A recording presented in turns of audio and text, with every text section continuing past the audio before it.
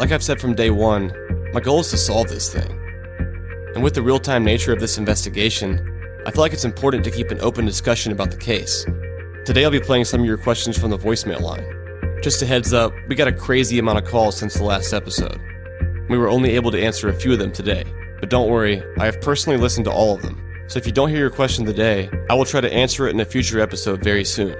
If you haven't called our voicemail line yet, and you'd like to, you can dial us at 770-545-6411. In today's Q&A episode, Maurice Godwin is here with me, and he'll be answering some of your questions. So the guy that killed himself, who wrote this suicide letter, is it possible that the reason that he was acting funny wasn't because he had a traumatic brain injury in the crash that he had, but rather the crash that he had involved the killers in an attempt to kill this guy, resulting in his car crash? And he becomes a recluse because of this incident with potential killers. I don't know, just a thought. Well, he was bipolar and it was off his medicine. Oh yeah, he was bipolar and he was off his medication.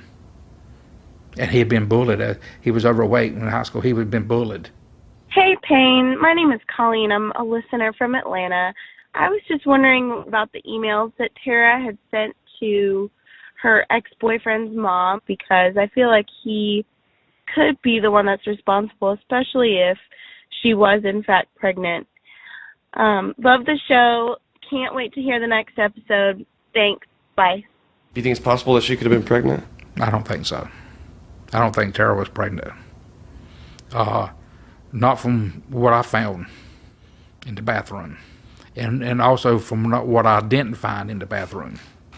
What did you find and what did you not find? Well, I didn't find any pregnancy tests in the bathroom, and the doctor's appointment was for a sinus infection. And it wasn't what people were thinking about, going to check out for pregnancy. I don't think she was pregnant.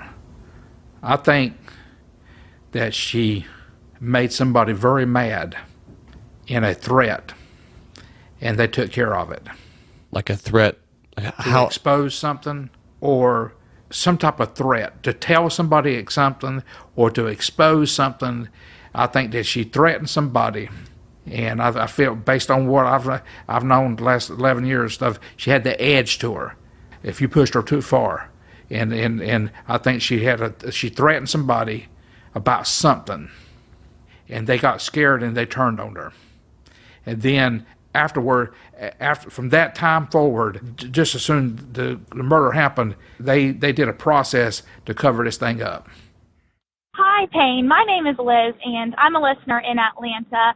And these are some of the questions that I have right now about the podcast.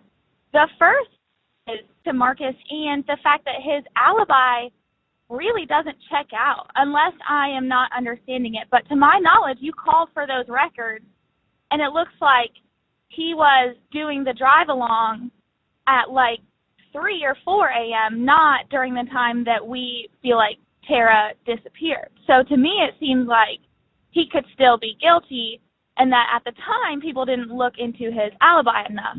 So that's my first question. And my second question is, the business card that HD put in her front door, was that a straight-up business card, or was that one of the cards that police hand you, like, every time they pull you over? Not that I would know anything about getting speeding tickets, but those cards that they have where they use them all the time. So to me, that doesn't seem as formal and rigid as what we are considering to be a business card in her front door.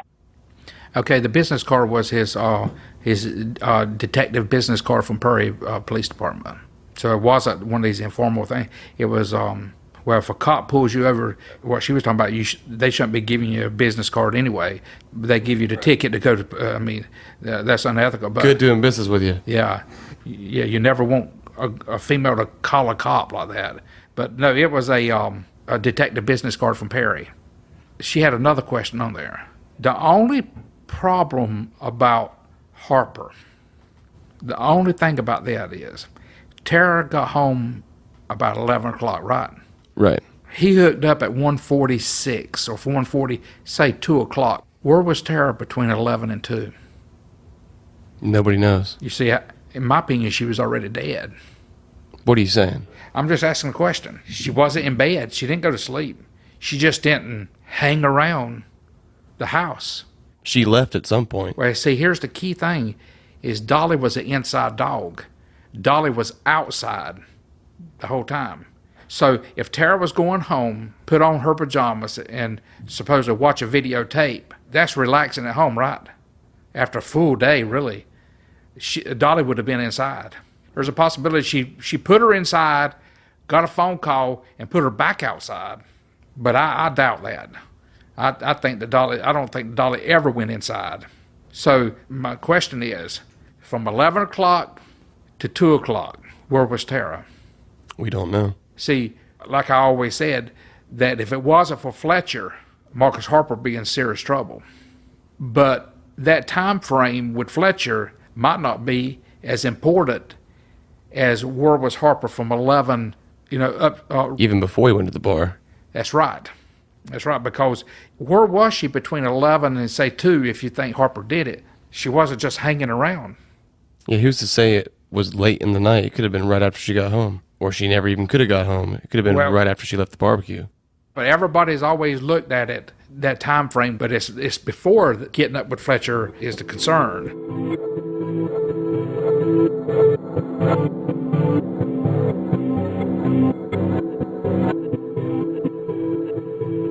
As you guys might remember, my wife Cassie and I got married back in September. We planned the wedding ourselves for a whole year. It was a ton of work, but we had a blast doing it. The wedding turned out amazing, and it was hands down the best day of our life. While Cassie and I were doing some of our planning, we quickly realized that getting married has some perks, and one of them is your wedding registry. And from my personal experience, the absolute best one-stop place to have your wedding registry is Zola. My wife and I used Zola for our wedding, and it was flawless. It's modern, it's clean, it's simple, they have an app for your phone, and they also work directly with over 450 brands, so you can put together the ultimate wish list. And unlike other places, Zola offers a ton of unique gift options, like a wine subscription or a honeymoon fund. And some people don't want gifts, they want cash. And with Zola, you can do that in a way that's not tacky. Right now, Zola has an exclusive offer for Up and Vanished listeners. They'll give you a free $50 when you register and use Zola. To redeem this offer, just go to zola.com/vanish. That's zola.com/vanish. Now back to the show. Just an observation, not so much a question, but Officer Dykes, wouldn't it make sense that if you wanted someone to think that you had not been in the house, that you would leave your card in the door, and that if you didn't see the glove on the ground, perhaps it's because you were the one that dropped it. You've never mentioned whether or not his DNA was tested and whether it could have matched that glove. Well, the obvious question about people over the last 11 years to me about the card is, why in the world would a guilty person leave their business card on the victim's front door? Well, that actually begs the question about the person who would do something like that is using reverse psychology. Sure. They would want you to ask that question. Right. And say, that's stupid. Nobody would do that, right? Yeah. That's right. That's exactly right. Oldest trick in the book. Yeah, but people fall for it all the time here. Plus, you have to understand that he was asked to go there by Miss Fay, and he couldn't tell her no. I mean, I'm not implicating anyone, but it was the worst wellness check I've ever heard of. Hi, so I just binge listened, and something really struck me. You keep saying that Heath Dykes drove an hour and 15 minutes, but how do we know that? How do we know where he was? I mean, if it was that late at night, unless her mom was with Heath at the time, she probably would have called him. Is it possible he was a lot closer than the narrative currently indicates? It's possible. The problem is we don't have his cell phone ping records. Well, it really doesn't matter where he was at on Sunday night because the crime had already happened. So it really doesn't matter where he was at. But I mean, unless he was in the woods around Irwin County, and I don't think that.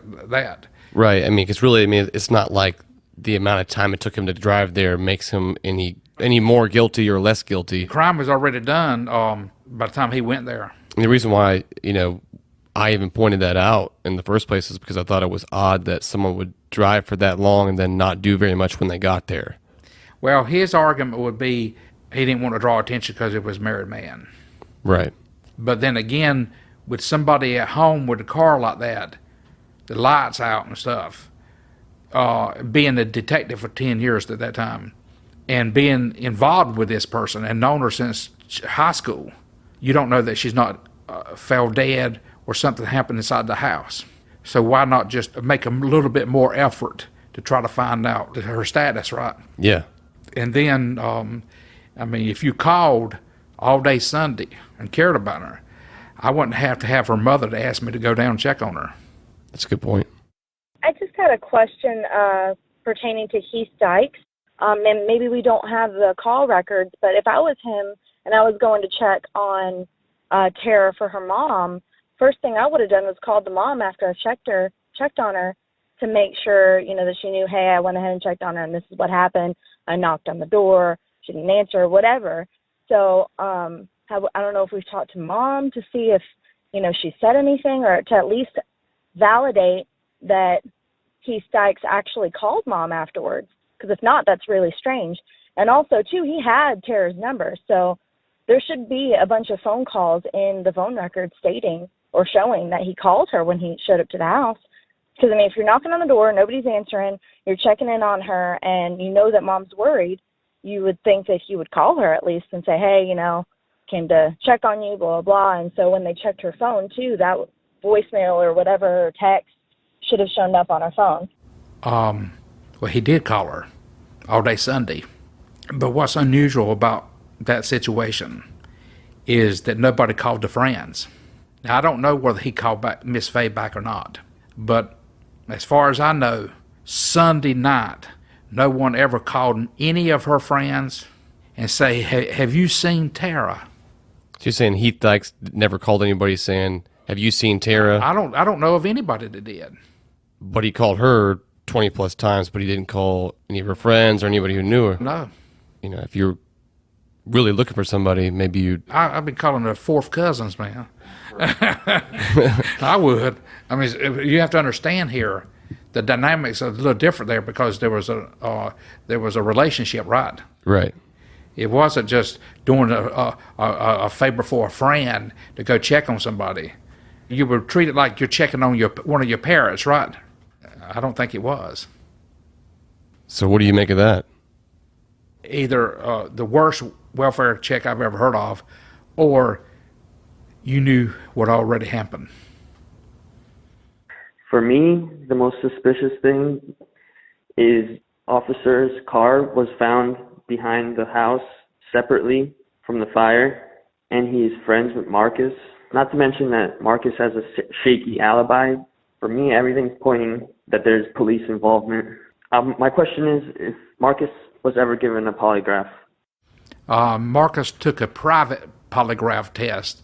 The polygrapher was hired by his attorney. He did not agree to take a GBI one, and GBI does not accept private polygraphs. Did the GBI request a polygraph from, from their agency? Yeah, he turned it down, and so he got a private polygrapher. There's no reason why GBI is ready to go anytime. There's no excuse for... Oh, there's the next day, right? He just took a private polygraph test. What were the results of that, though? I don't know. I emailed Harper's lawyer, but I never heard back from him. His daughter actually won the pageant that Saturday night. Really? Yeah. The lawyers, he was at the pageant. It's just too small, man. Yeah. All this stuff is just too close. But it was Michael Langford's SUV that was behind Snapdragon, the house. I think people, because there's obviously a ton of people in this case, so it's confusing anyways, but people kind of confuse sometimes Sean Fletcher and Michael Langford. They confuse HD and MH all the time. Yeah. There should be a list made, like the map thing, of the major players in here. That's what I'm making right now. We recently updated the Up and Vanish website, and I've been posting some of the case documents I've found. And I'm currently putting together a clean map of all the major players in this case. Just go to upandvanish.com. Thanks for listening, guys. The next episode will come out on January 2nd. Happy holidays.